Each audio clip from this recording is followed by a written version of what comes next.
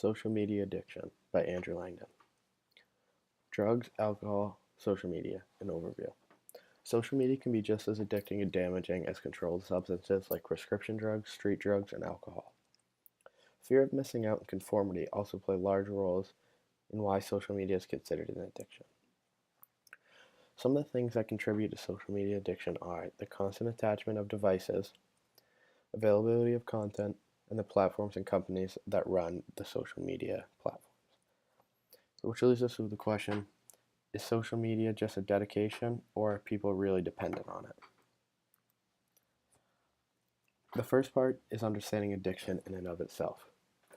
Defined by the American Society of Addiction Medicine, an addiction is defined as a primary chronic disease of brain reward, motivation, memory, and related circuitry.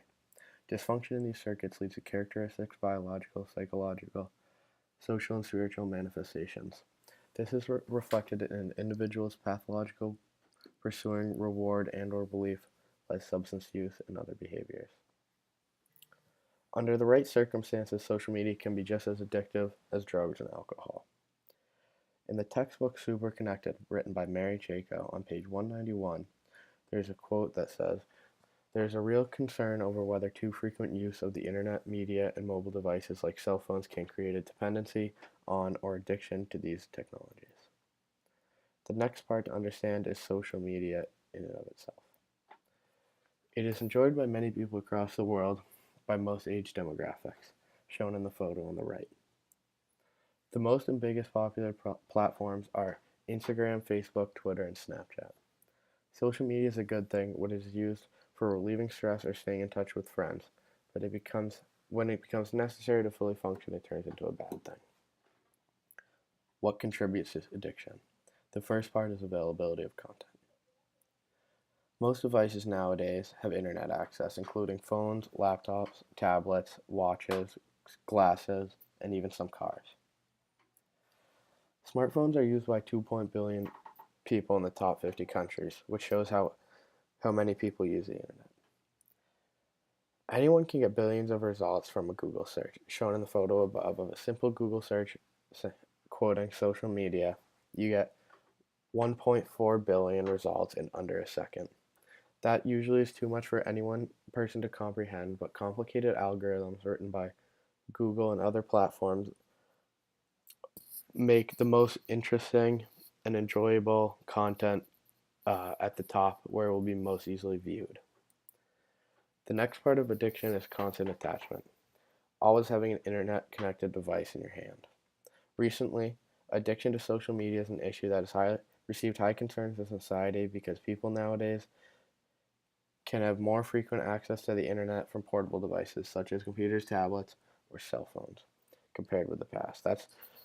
That's from a peer-reviewed article. 25% of the time, 25% of the internet usage for a day is spent on social media. That's also from a peer-reviewed article. Below are 5 pictures that show how much constant attachment is a factor.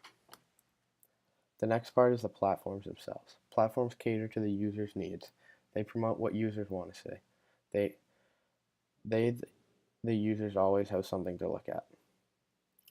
Because more users equals more profits. Below are some stats that show how often social media is used, and especially how many people are in the world that have internet access. The next part is how people are addicted, and that is the biggest part is from fear of missing out, or FOMO. FOMO can take a negative toll on psychological health. Constant fear of missing an event can cause anxiety, depression, especially for young people. But there is something that will always be missed on because there's too much content going out every day. On the right are 2 photos that illustrate fear of missing out and how you should not let it ruin your life. This leaves us with the question, dependent versus devotion. In terms of social media addiction, it's unclear if people actually are dependent on social media or if it's just a devotion, something that they love, like a hobby. It differs for some people. Some are addicted, others it's just a hobby. Some people may be worried about missing out on stuff their friends post, but for some it's as serious as they can't fully function if they do not see everything, if they think they are missing out on something. The question is still unclear is whether social media is an obsession or an addiction. In conclusion, social media runs along a blurry line between addiction and a serious hobby. Addiction to social media can be attributed to a few factors. The first being the user, including constant constant attachment, fear of missing out, and the next is social media companies, the internet, platforms, and apps for their availability. Finally, society is to blame for the norms that you must overuse the internet and conform with your peers. Thank you for watching, and here are the sources.